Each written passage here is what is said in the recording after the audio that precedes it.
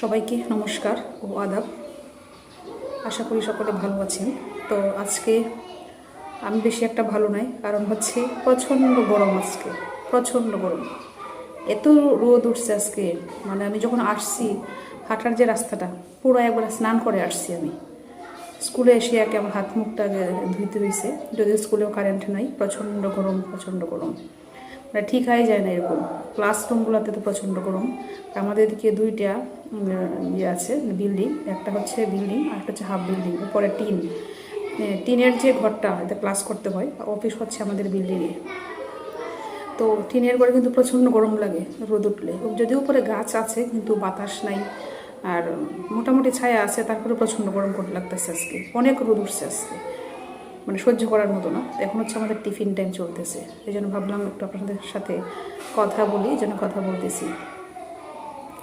আর খুব অসহ্য লাগতেছে, যদিও ভালো লাগছিল কালকে এই জন্য যে রোদ উঠছে, রাস্তাটা ঠিক হবে, মানে আসা যাওয়া করতে কোনো সমস্যা হবে না, যাতায়াতের জন্য সুবিধা হয়েছে। রাস্তা শুকিয়ে গেছে মোটামুটি, আজকে আসছি রাস্তা মোটামুটি শুকনা, কোনো কাদা নাই।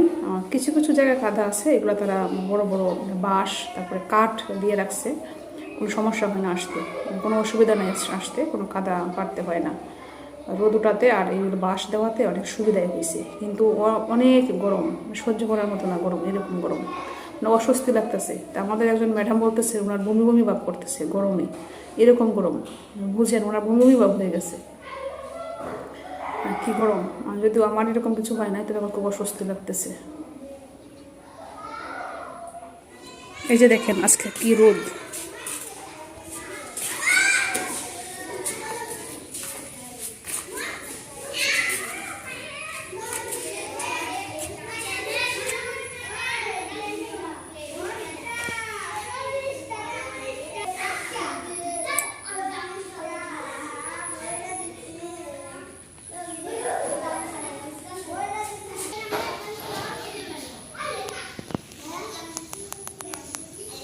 রোদের জন্য একজনও ক্লাসরুম থেকে বের হয় নাই, সবগুলা ক্লাসের ভিতরে আছে।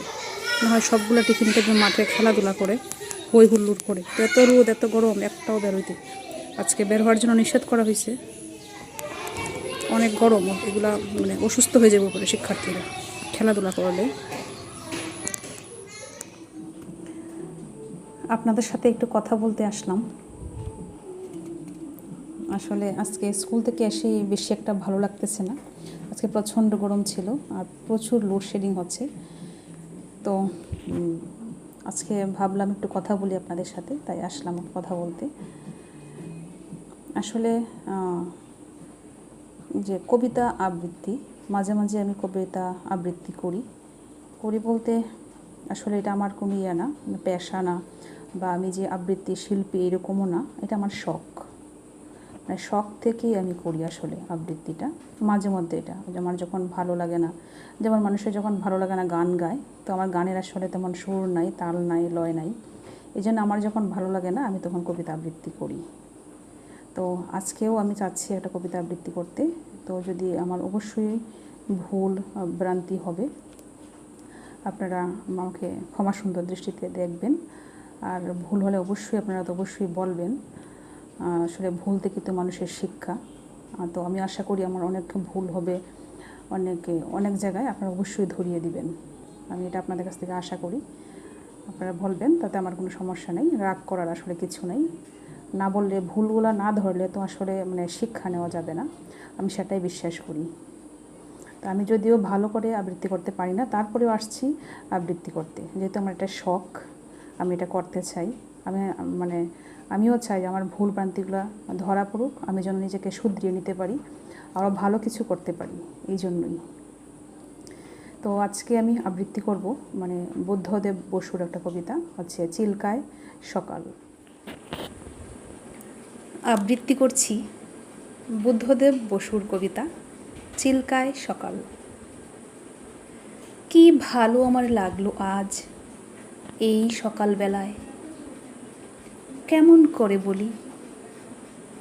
কি নির্মল নীল এই আকাশ, কি অসহ্য সুন্দর, যেন গুণীর কণ্ঠের অবাধ উন্মুক্ত তান দিগন্ত থেকে দিগন্তে। কি ভালো আমার লাগলো এই আকাশের দিকে তাকিয়ে। চারদিক সবুজ পাহাড়ি আঁকাবাঁকা, কুয়াশায় ধোয়াটে, মাঝখানে চিল্কা উঠছে ঝিলকিয়ে। তুমি কাছে এলে, একটু বসলে, তারপর গেলে ওদিকে। স্টেশনে গাড়ি এসে দাঁড়িয়েছে তাই দেখতে। গাড়ি চলে গেল। কি ভালো তোমাকে বাসি, কেমন করে বলি। আকাশে সূর্যের বন্যা, তাকানো যায় না।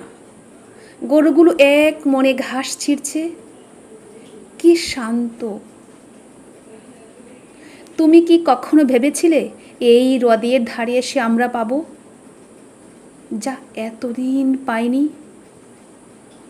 রূপুলি জল শুয়ে শুয়ে স্বপ্ন দেখছে, সমস্ত আকাশ নীলের স্রোতে ঝরে পড়ছে তার বুকের উপর। সূর্যের চুম্বনে এখানে জ্বলে উঠবে অপরূপ ইন্দ্রধনু, তোমার আর আমার রক্তের সমুদ্রকে ঘিরে। কখনো কি ভেবেছিলে কাল চিল্কায় নৌকোয় যেতে যেতে আমরা দেখেছিলাম দুটো প্রজাপতি কত দূর থেকে উড়ে আসছে জলের উপর দিয়ে। কি দুঃসাহস! তুমি হেসেছিলে, আর আমার কি ভালো লেগেছিল তোমার সেই উজ্জ্বল অপরূপ মুখ। দেখো দেখো কেমন নীল এই আকাশ, আর তোমার চোখে কাঁপছে কত আকাশ, কত মৃত্যু, কত নতুন জন্ম। কেমন করে বলি। সবাইকে ধন্যবাদ। আগেও বলছি অনেক ভুলভ্রান্তি হবে, এখনও বলছি অনেক ভুলভ্রান্তি হয়েছে, তো অবশ্যই আপনারা ভুলগুলা ধরবেন। আসলে আমার গলায় একটু সমস্যা আছে। মানুষ অনেক সময় শীতের সময় যেমন মানুষের ঠান্ডা লেগে যায়, ঠান্ডায় গলা বসে যায়, আমারও এরকম হয়। গরমের সময় অতিরিক্ত ঘাম ঝরে, তো অতিরিক্ত ঘামের ফলে দেখা যায় অনেক সময় আমার গলা বসে যায়, ঠান্ডা লেগে যায়। তো আজকেও এরকম হয়েছে, অতিরিক্ত গরম ছিল, অতিরিক্ত ঘামছি স্কুলে যাওয়ার সময়। আর এই অতিরিক্ত গরমে তো আসলে হাঁটলে বুঝতেই পারেন, মনে হচ্ছে আমি স্নান করে ফেলছি, এরকম হয়েছে। আর আমার গলায় একটু সমস্যা আছে, গলা বসে যায়, ঠান্ডা থেকে গরম থেকে দুটো থেকে গলা বসে যায়, এরকম হয় আমার। আর তো অনেক ভুলভ্রান্তি হয়েছে। অনেক সময় উচ্চারণ করতে গিয়ে দেখা যায় যে অনেক জড়তা থাকে, উচ্চারণটা ঠিকঠাক মতো করতে পারতেছি না, গলার মধ্যে সমস্যা হয়। তো অনেক সময় আমি একটু এক্সারসাইজ করার চেষ্টা করি, জড়তা দূরীকরণ অথবা যে বিভিন্ন ধরনের জড়তা দূরীকরণের যে কিছু আছে, এক্সারসাইজ আছে, টাং টুইস্টার আছে, এগুলো করার চেষ্টা করি। তো এখন আসলে এগুলো করা হয়ে ওঠে না, কারণ হচ্ছে এগুলো করলে অনেক সময় আমার প্রেশার পড়ে, তো মনে হয় একটু সমস্যা হয় আমার। এই জন্য এখন আসলে এগুলো বেশি একটা করি না, মাঝে মধ্যে করলেও সমস্যা হয়। দেখা যায় অনেক সময় এগুলো করতে গিয়ে প্রেশার দিতে গিয়ে শ্বাস প্রশ্বাসের সমস্যা হয়, এই জন্য করি না।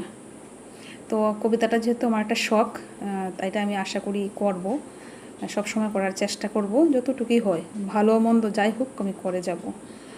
আর যদি কোনো দিন একটু ভালো করতে পারি বা উন্নতি করতে পারি, পরবর্তীতে যদি একটু জড়তা দূরীকরণের এক্সারসাইজ এগুলো তো ঠিক করতে পারি। জানি উচ্চারণে অনেক সমস্যা আছে, এগুলো ঠিক করার চেষ্টা করি। তো মাঝে মধ্যে মনের অজান্তেই এগুলো আসলে ভুলগুলো হয়ে যায়, যে উচ্চারণের যে সমস্যাটা, উচ্চারণের সমস্যা এটা। তো অনেক সময় এগুলো আসলে কিছু এক্সারসাইজ আছে, এগুলো করলে অনেক সময় ঠিক হয়ে যায়। তো এখন তো আসলে সম্ভব হচ্ছে না করা, এই জন্য আর কি সমস্যা। তো যাই হোক, সবাই ভালো থাকবেন, সুস্থ থাকবেন। আজকে এই পর্যন্তই, সকলকে ধন্যবাদ।